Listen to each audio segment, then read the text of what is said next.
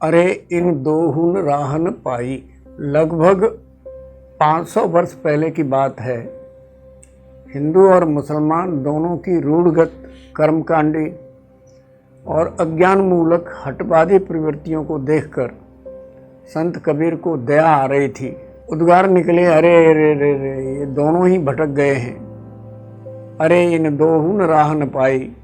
दोनों समाज के लोगों को रास्ता नहीं मिल रहा है। आज इतनी शताब्दियां बीत गईं, विज्ञान और तकनीकी विकास के तहत सूचनाओं तथा जानकारियों की अपूर्व विस्फोट हो चुका है। दुनिया एक परिवार की तरह नज़दीक आ गई है, लेकिन हिंदू मुसलमान की दशा ज्यों की त्यों बनी हुई है। धर्म संप्रदाय के वैमनस्य की प्रचंड आग में आज हमारा जनमानस रह रहकर सुलगता है। विचारशील मनुष्य के मन में यही प्रश्न निरंतर मोह बाए खड़ा है कि कब तक जलते रहेंगे हम धर्मांधता की भस्मासुरी आग में। विचारशील मनुष्य के मन में यह प्रश्न निरंतर मोह बाए खड़ा है कि कब तक जलते रहेंगे हम धर्मांधता की भस्मासुरी आग में। धर्म, वंश, संप्रदाय, जाति आदि की श्रेष्ठता के नाम पर हम व्यक्ति, समाज, राष्ट्र और संपूर्ण मानवता का खून पीते आ रहे हैं। यह कटु सत्य है कि धर्म के तथाकथित ठेकेदारों के गले कब यह बात उतरेगी। वे अपनी सत्ता की प्यास बुझाने के लिए अपनी आंखों पर धर्मांधता की पट्टी कब तक बांधे रहेंगे। इस प्रश्नाकुल परिस्थिति में महात्मा कबीर के सामाजिक चिंतन की ओर बार बार मुड़कर देखने का मन करता है। धर्मांध और स्वार्थी विचारधाराओं ने धर्मशास्त्रों के नाम पर मनुष्यों के बीच ऊंच नीच, पवित्र अपवित्र, छूत अछूत, श्रेष्ठ नेष्ठ आदि की संकल्पनाओं की ऊंची ऊंची दीवारें खड़ी कर दी थी, जिसके कारण भारतीय समाज जन्मजात रूप में भी ही शोषक और शोषितों में विभाजित हो गया था। धर्मांधता की विचारधारा के मूल पर कुठाराघात करने वाले कुछ प्रश्न कबीर ने लोगों की आंखों में उंगली डालकर पूछे थे। वे प्रश्न आज भी अनुत्तरित हैं। अपने आप को जन्मजात ब्राह्मणत्व प्राप्त करने वालों से कबीर ने आंखों में देखकर सीधा प्रश्न पूछा था, जो बामन तू बामन जाया, तो आन बाटते का नहीं आया। यदि कोई व्यक्ति ब्राह्मणी के उदर से उत्पन्न होकर ही अपने आप को श्रेष्ठ घोषित करता है, तो वह उसी यौन मार्ग से क्यों जन्म लेता है जिससे सभी लोग जन्म लेते हैं, जिन्हें नीच घोषित कर दिया जाता है। एक ही मार्ग से और एक ही तरह से यदि सभी मनुष्य जन्म लेते हैं, तो फिर जन्म के आधार पर मनुष्य में ऊंच नीच का भेद कैसे पैदा हो जाता है। कंधे पर सूत के धागे की पवित्रता बताकर यदि तू अपने आप की श्रेष्ठता का प्रमाण देता है, तो यह धागा यानी जनेऊ विधाता ने तुम्हारे खून में क्यों नहीं मिला दिया? क्या इस धागे से तुम्हारा खून दूध की तरह सफ़ेद हो गया है और हमारा खून लाल हो गया है? कबीर कहते हैं, हमारे लहू लहू और तुम्हारे लहू दूध, तुम कैसे बामन और हम कैसे सूद। इस प्रकार कबीर अपने समय के शैव, शाक्त, वैष्णव आदि संप्रदायों के क्षुद्र बाह्याचारों तथा रूढ़ग्रस्त कर्मकांडों के खोखलेपन का पर्दाफाश करते हुए पूछते हैं कि क्या वस्त्रहीन रहकर, शरीर पर खाक मलकर, सिर के बाल कटाकर या जटाएं रखाकर मोक्ष प्राप्त किया जा सकता है? पत्थरों की पूजा अर्चना करने पर यदि परमात्मा प्राप्त होता है, तो क्या किसी पूरे पहाड़ की पूजा करने पर कोई महापरमात्मा मिल जाएगा? पाथर पूजे हर मिले तो मैं पूजूं पहाड़। मंदिरों और तीर्थ स्थानों में पूजा पाठ, यज्ञ, हवन आदि कर्मकांडों द्वारा क्या कुछ चालाक या धूर्त किस्म के लोगों ने अपने स्वार्थ साधन का जाल नहीं फैला रखा है? इस तरह अपनी विशिष्ट भाषा शैली में कबीर ने कुछ लोगों की जालसाजी पर और कुछ फंसाने वाले लोगों के भोलेपन पर मुस्कुराते हुए कहा, दुनिया कैसी बावरी, पाथर पूजन जाए, घर की चाकी को न पूजे, जाको पी से खाए। ऊपर के विवेचन से लगता है कि कबीर हिंदुओं के विरोधी थे, किंतु ऐसा समझना गलत नहीं होगी। वे अपनी धारदार विचारधारा के अस्त्र से हिंदू समाज के अंतर विरोधों और विसंगतियों पर चोट कर रहे थे।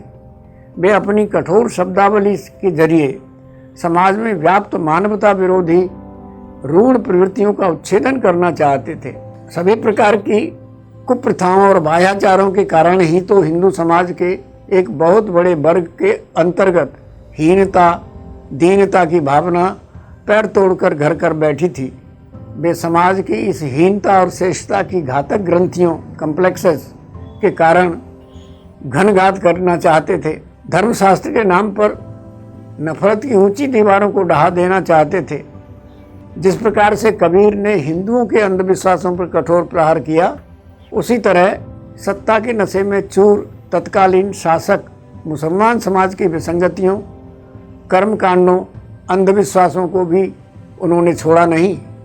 ब्राह्मणों की तरह ही उन्होंने तुर्कों से भी पूछा कि इस्लाम ही एक श्रेष्ठ मार्ग है, धर्म है, और यदि वही खुदा की इच्छा का एकमात्र इजहार है तो मनुष्य के जन्म से पहले ही इस्लामतीय के प्रतीक खतना को कुदरत ने अपने आप क्यों नहीं बना दिया था।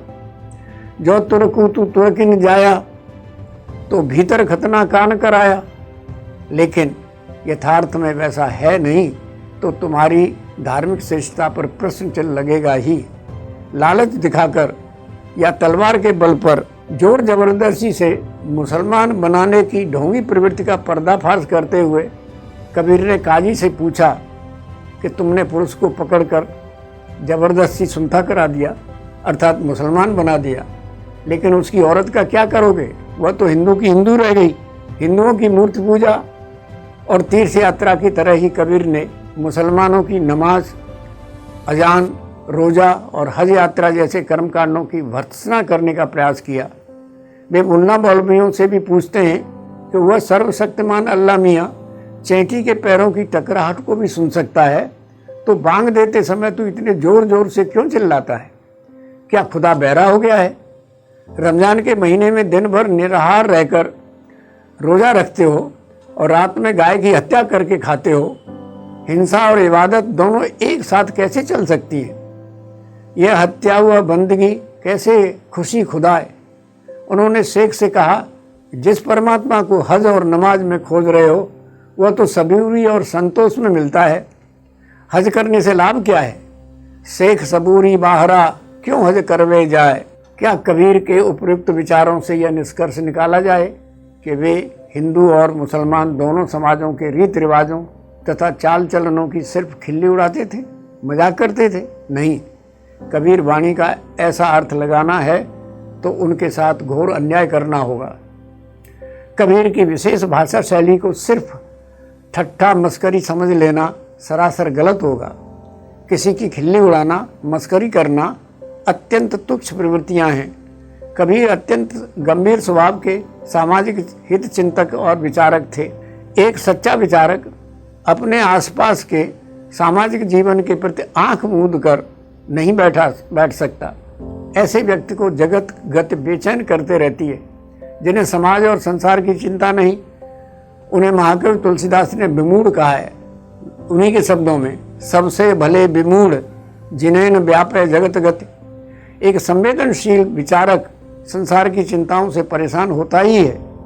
पुरानी कहावत है, काजी जी दुबले क्यों शहर के अंधेसे से।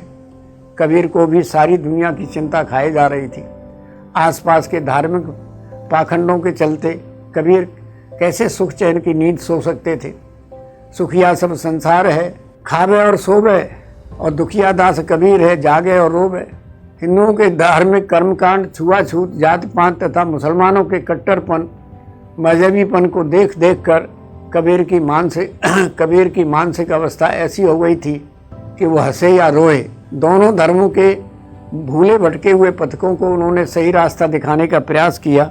एक और उन्होंने दोनों धर्मों के नाम पर चलने वाले थोते कर्म कांडों तथा बाह्याचारों पर व्यंग बाणों की मानो वर्षा ही की थी, तो दूसरी ओर हृदय स्पर्शी प्रेम तथा प्रगाढ़ करुणा के द्वारा मनुष्य मात्र की मूलभूत एकता का अनुसंधान करने का प्रयास भी किया। उन्होंने बताया कि हिंदू और मुसलमान दोनों का जन्मदाता, निर्माता, परमात्मा या अल्लाह एक ही सत्ता है। राम, रहीम, कृष्ण, करीम एक सत्ता के अलग अलग नाम हैं। हिंदू तुर्क का कर्ता एक है, तागत लखीन जाई, राम रहीम करीमा के सो अलह राम मत पाई। कबीर के अनुसार राम रहीम नाम का भेद है, पूर्व पश्चिम दिशा की तरह मंदिर मस्जिद का स्थान भेद है, अर्थ भेद नहीं है। उस परम श्रेष्ठ एक सत्ता को ही भिन्नता के अर्थ भेदों द्वारा नहीं देखा जा सकता। जो सत्ता अणु में व्याप्त है उसे किसी एक धार्मिक आचार विचार में या मंदिर मस्जिद में कैसे कैद किया जा सकता है। अल्लाह को मस्जिद में खोजने वालों से और राम को मंदिर में प्रतिष्ठा करने वालों से कबीर पूछते हैं कि जहाँ न मस्जिद है न मंदिर है वहाँ किसका राज है। जहाँ मस्जिद देवरा नाही तहाँ कहीं की ठकुराई। मुझे मस्जिद में बैठकर पीने दे ये वाइस वरना वह जगह बता जहाँ खुदा न हो। किसी ने ठीक ही कहा है, अर्थात अल्लाह और राम हर जगह मौजूद हैं। इसी प्रकार धार्मिक कर्मकांडों को अस्वीकार करते हुए कबीर ने उसी परम तत्व की उपासना हेतु प्राणी मात्र पर प्रेम वर्षा करने का मार्ग सुझाया। उनका विश्वास है कि प्रत्येक हृदय में हरि या अल्लाह का निवास है। उसे चाहे जिस नाम से पुकारें कोई अंतर नहीं पड़ता है। वे कहते हैं अलह राम करीमा के सो हरि हजरत नाम धराया, या गहना एक कनकते गहना जामे भावन दूजा, और कहन सुनन को दुई कर राखे एक नवाज एक पूजा। जब वह परमात्मा कण कण में मौजूद है और वह प्रत्येक प्राणी के अंदर भी है, प्रत्येक मनुष्य के हृदय में उपस्थित है, तब फिर किसी प्रकार के धार्मिक भेदभाव और जात पात के ऊंच नीच के मत मतांतरों की गुंजाइश कहाँ रहती है। कबीर मानव मात्र की ही नहीं बल्कि प्राणी मात्र की एकता की ओर संकेत करते हैं। कबीर कहते हैं हम सब माएँ सबई हम माही, हम ते और दूसरा नहीं। हम सभी में हैं और सब हम में हैं, हमसे भिन्न कोई दूसरा नहीं है। इस तरह कबीर ने हर तरह के भेदों, क्षुद्र और संकुचित विचारधाराओं से ऊपर उठकर मानव मात्र का ही नहीं समस्त सृष्टि की एकता के महत्व का दर्शन कराने का प्रयास किया। लेकिन कहावत है कि गरीब की खीर तो सभी खा जाते हैं पर बात कोई नहीं मानता है, उसकी बात कोई सुनने को तैयार नहीं होता। इसलिए उस कालखंड में कबीर ने अपना माथा पीटते हुए कहा था, अरे इन दो हुन राह न पाई। यह उस काल की परिस्थिति थी, परंतु आज 5 शताब्दियां बीत चुकने के बाद भी कबीर की बात इन धर्मांधों के गले क्यों नहीं उतरती है। वे मंच पर खड़े होकर कबीर के उपयुक्त विचारों का कीर्तन एक स्वर से तो करते हैं, लेकिन दैनिक व्यवहार में वही कुत्सित जात पात धर्म संप्रदाय के संकुचित दायरे का खेल खेलते रहते हैं। कबीर इनकी स्वार्थी मनोवृत्ति से उत्पन्न दोगलेपन से बहुत दुखी हैं, अत्यंत व्यथित हैं। वे सोचते हैं कि ही समझावो सब जग अंधा, एक दोए होए तिने समझावो सबई परे पेड़ के धंधा के ही समझावो। क्या इसका यह अभिप्राय निकाला जाए कि कबीर समझाते समझाते हार गए हैं, थक गए हैं, अपनी इस हताशा निराशा से दुखी हैं, व्यथित हैं, डिप्रेस्ड हैं? नहीं, बिल्कुल नहीं।